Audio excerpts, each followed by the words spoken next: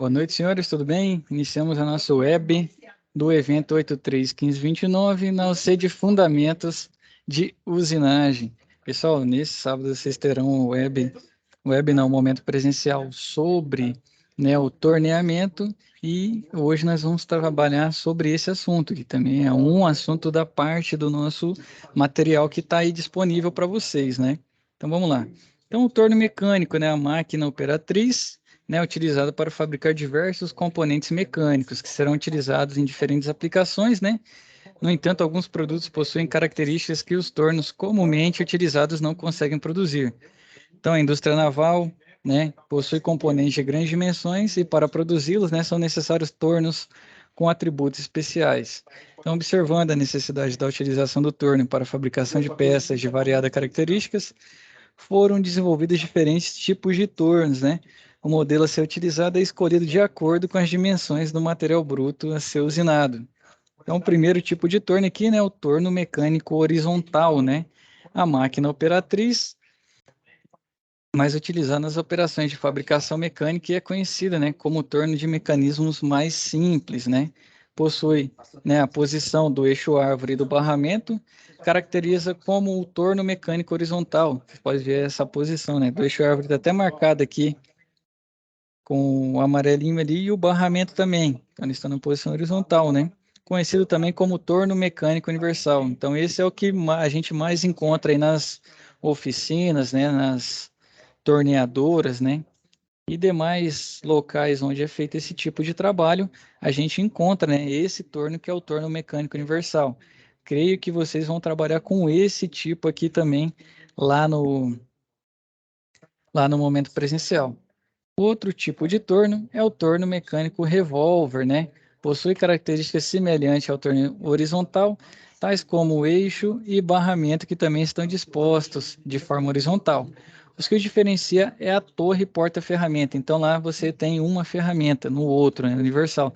Nesse aqui, ó, a torre geralmente é hexagonal, possibilitando a fixação de mais de uma ferramenta. Essa fixação deve acontecer de maneira lógica, devem ser fixadas todas as ferramentas que serão utilizadas na sequência em que as operações serão realizadas, a fim de facilitar a operação sem despender tempo com a troca da ferramenta, né? Esse tipo de torno é utilizado quando são produzidas peças de mesmas características em grandes quantidades. Então, aqui a diferença, o revólver é porque você consegue utilizar mais de uma ferramenta, né? E isso facilita muito na operação, porque a troca de ferramenta é o tempo chamado de setup, né? E no outro você tem que tirar uma e colocar outra. Aqui você só faz um ajuste, né, no porta-ferramenta ali na torre ferramenta, e com isso você já continua o trabalho. Aqui outro tipo de torno, né? O torno vertical, né? Possui eixo árvore posicionado, né? Verticalmente.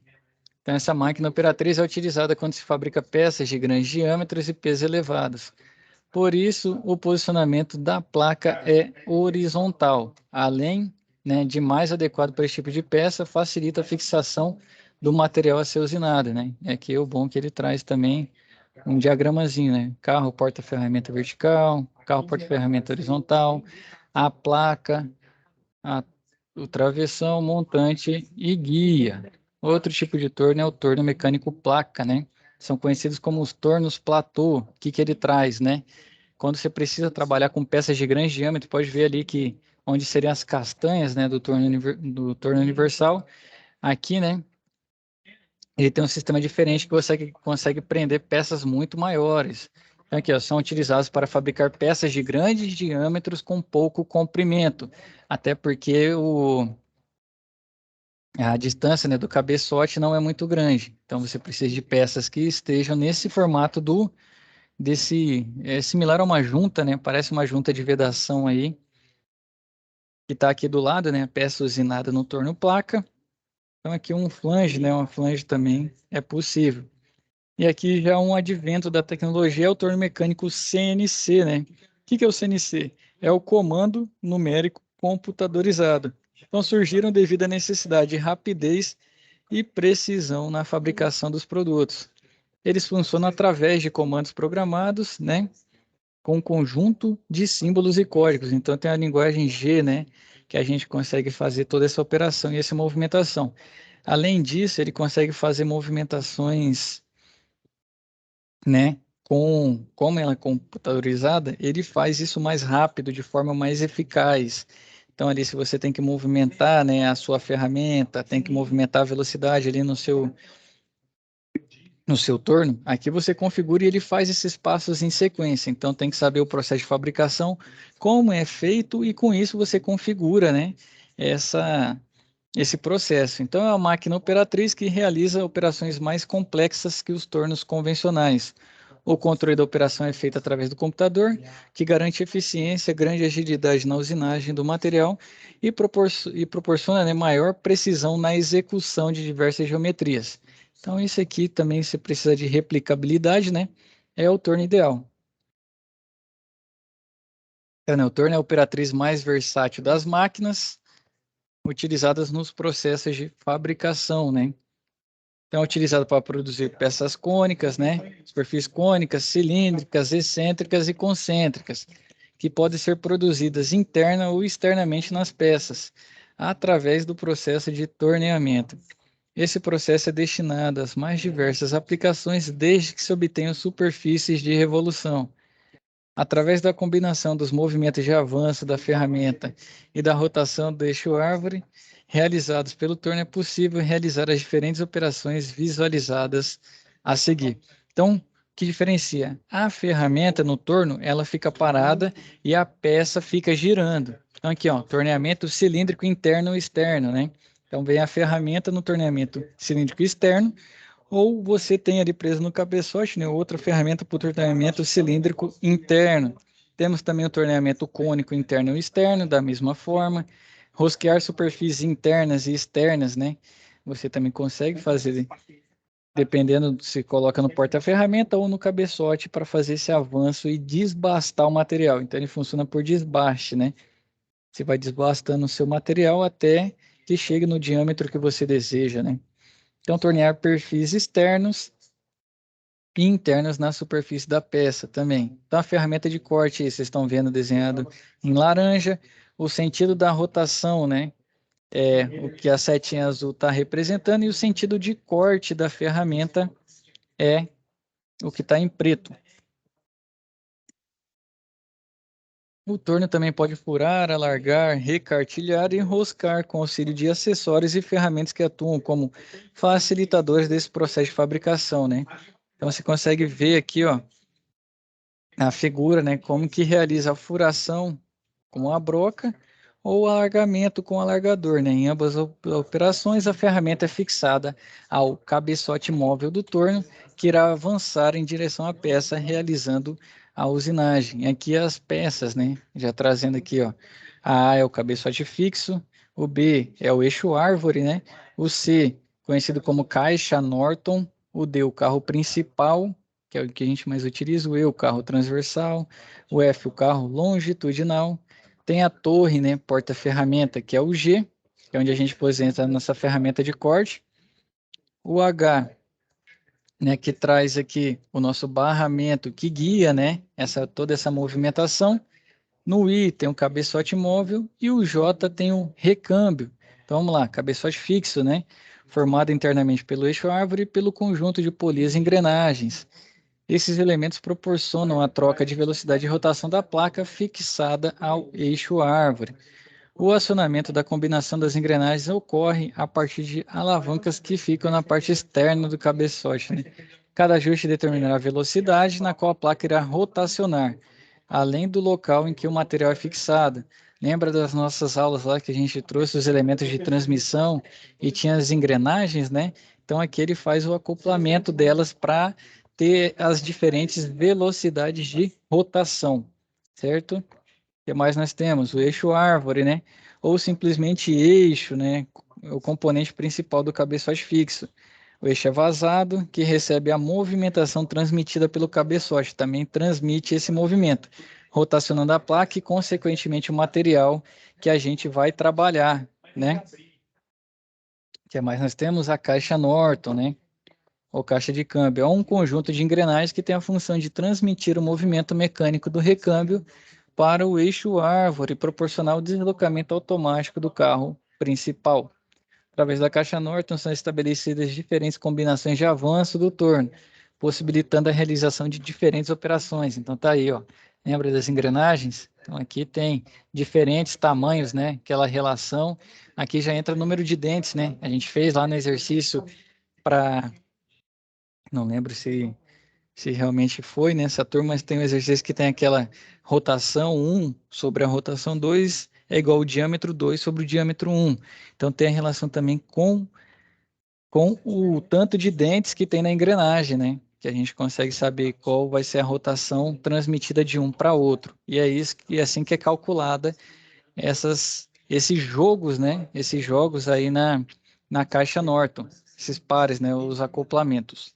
O que mais nós temos? O carro principal, né? Conjunto formado pelo carro transversal e longitudinal, que se movimenta de forma manual ou automática, né?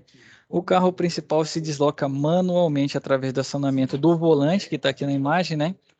Ou automaticamente, através das combinações das engrenagens da caixa Norton. Então, você consegue escolher, né, qual você quer.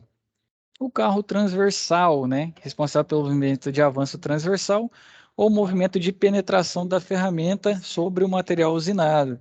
Desloca-se de forma manual ou automática e o seu avanço pode ser medido pelo anel graduado. Então aqui você tem um ajuste um pouco mais preciso e ela vai avançando e ele vai desbastando o material. Então você tem ali, por exemplo, uma peça cilíndrica de 30, você quer chegar no final uma peça de 28 com alguns filetes ou chanfro ou rosca e assim vai. Então ele vai desbastando, né, 2 milímetros ali para ter o seu diâmetro externo.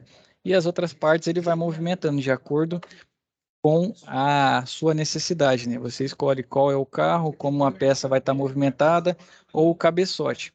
O carro longitudinal também é conhecido como carro porta-ferramenta ou carro superior. Ele é formado por uma base graduada que permite realizar inclinações para usinagens em ângulo. Assim como o carro principal, o carro longitudinal é responsável pelo movimento de avanço longitudinal da peça. O que mais nós temos? A torre porta-ferramenta, né? Também conhecido como castelo, é o componente que fica na parte superior do carro transversal. É o responsável pela fixação das ferramentas de corte. As torres podem ser de diferentes tipos, com o intuito de assegurar a melhor fixação da ferramenta em relação ao tipo de torno, né? Aqui traz a nossa torre porta-ferramenta, que é mais o barramento, né? Que é um guia, né? É a superfície plana e paralela que sustenta os elementos do torno, né? E que ele sustenta o cabeçote móvel, o cabeçote fixo e o nosso carro principal. Possui trilhos prismáticos na parte superior, que são utilizados para guiar a movimentação do carro principal e do cabeçote móvel de forma alinhada. Então, aquele ajuste, até para você ter a precisão dos seus carros, né? O seu barramento também tem que estar ok. Se o seu barramento já sofreu dano e danificou, realmente você vai ter uma imprecisão no seu processo, certo? Então, esse barramento também é muito importante ter a manutenção, ter a limpeza dele e ele não ser danificado, certo? O que mais nós temos? O cabeçote móvel, né? É o componente do torno que desliza sobre o barramento para apoiar a peça através de pontas, né? Furar, alargar, etc, né? Para cada uma dessas operações é necessária a fixação de um acessório diferente. Ele é composto basicamente por base, mangote e volante, né? A imagem já traz isso. Então, cabeçote móvel, quero fazer uma rosca interna, vou utilizar essa parte aqui, né? Quero fazer um furo, né? Eu já vou utilizar essa parte aqui também. Então, né? Quais são as peças, né? A base é para dar apoio, né, ao corpo e a que desliza sobre o barramento. O volante, né, para deslocar o mangote durante as operações, né? Ele também possui um anel graduado para orientar o operador sobre a quantidade de avanço da ferramenta. Então, esse anel graduado você tem um avanço mais preciso. Ele é menor, né? Mas é lógico que isso também te traz mais precisão no processo. Tem um mangote também, que é o tubo cilíndrico, que possui em sua extremidade um cone, onde são colocados acessórios que auxiliarão no processo de usinagem. O deslocamento deste elemento ocorre através do mecanismo porca e fuso. E o funcionamento desse torno, né? A peça, o material bruto, se movimenta em torno de seu próprio eixo, produzindo corte através da ferramenta que avança progressivamente em direção à peça, de acordo com o que você selecionou. O princípio de funcionamento de um torno mecânico consiste na atuação de 3 movimentos: o de corte, o de avanço e o de penetração. De maneira combinada, esses movimentos dão ao material bruto forma e dimensões pré-definidas, né? Então tá aqui, ó, tá trazendo um exemplo de uma peça. Tem uma rosca, diminui o diâmetro, aumenta, chega ao diâmetro externo, né? Ou quase, depois é menor, depois está maior. Então, para fazer esses diferentes tipos, né? E até o posicionamento, né? Da ferramenta tá aqui, ó. Tem diferentes perfis de ferramenta para variadas aplicações. E aqui as partes, né? Que é a placa universal, que é a mais utilizada para trabalhos noturnos, e tem a função de fixar os perfis cilíndricos, fixando através, né? Fixando também alguns polígonos regulares, então ele precisa ter lados, por exemplo, um hexágono consegue prender, um pentágono já vai ter mais dificuldade, por causa do ângulo que as castanhas vão prender, né? Isso aqui são de 3 castanhas. Então, seu mecanismo de funcionamento ocorre através do acionamento das castanhas, que se movimentam simultaneamente de modo a centralizar o material. Essas placas têm a capacidade limitada, não fornecem fixação a materiais com diâmetros elevados, até porque a placa é pequena, né? E se você quiser fazer uma peça grande, você tem aquele outro tipo de torno, que foi o torno platô, né, que a gente viu. Então, são compostas de 3 castanhas que possibilitam diferentes fixações. E, além disso, temos o mandril, né, que é o acessório utilizado para fixar algumas ferramentas, tais como os brocas, alargadores e machos. Né, o princípio de funcionamento dele é similar ao da placa universal. E aqui já é para outros elementos, né? Essas castanhas se movimentam simultaneamente de modo a centralizar e prender a ferramenta de corte, certo? E além disso, conforme o professor do presencial pediu, são os fluidos de corte, né? Tem por objetivo lubrificar e refrigerar o processo de usinagem. Porque você imagina o processo de um aço, você vai ter a sua ferramenta desbastando o seu material. É metal com metal.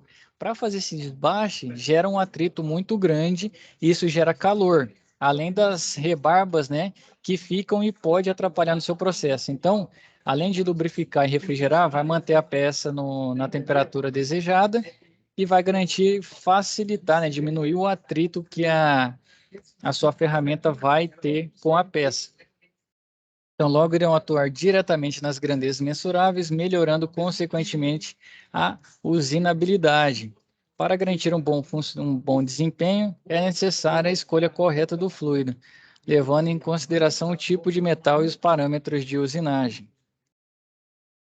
Então, né, para escolher o tipo correto de fluido, é de extrema importância compreender o processo e identificar se a necessidade será predominante em lubrificação ou refrigeração. Caso seja lubrificação, o ideal serão fluidos de cortes integrais, né, que são prontos para uso, pois garantem maior lubricidade, a propriedade de lubrificar. Se for refrigeração, opte por fluidos de cortes solúveis, né, solúveis diluídos em água, conhecidos também como óleos solúveis ou óleos refrigerantes, que controlam principalmente a temperatura. Então, para cada um dos casos, você tem diferentes óleos. Então, aqui, ó, vamos falar do óleo, né, do fluido, né, de corte solúvel, que vai ser utilizado por vocês no sábado, né, que é o óleo solúvel semissintético ecológico. Ele vai ser diluído em água para usinagem de metais em geral em máquinas operatrizes, inclusive CNC. Tem maior lubricidade, né? Lubricidade similar ao óleo solúvel mineral convencional, porém com a vida útil muito mais prolongada e não ataca os componentes das máquinas operatrizes e as peças usinadas, né? Que o mineral pode ter alguma reação química. E além disso, temos o óleo solúvel sintético de base vegetal, né? Lubrificante oriundo de fontes renováveis para usinagem em geral. Ele é econômico, né? Porque ele é mais barato, né? Tem melhor relação custo-benefício, uma vida útil maior do que a de outros produtos similares, né? Isso aqui já é uma propaganda do fabricante que eu encontrei, né? Não vou fazer propaganda dele aqui, mas ele já traz que o dele é melhor. Então, mas o precisa que ele seja econômico, porque ele é mais barato do que o semissintético. E ecológico também, né? Ideal para empresas que trabalham com a gestão de saúde, meio ambiente e segurança, né? Então é isso, pessoal, para nosso web de hoje, né? A gente falar sobre tornos.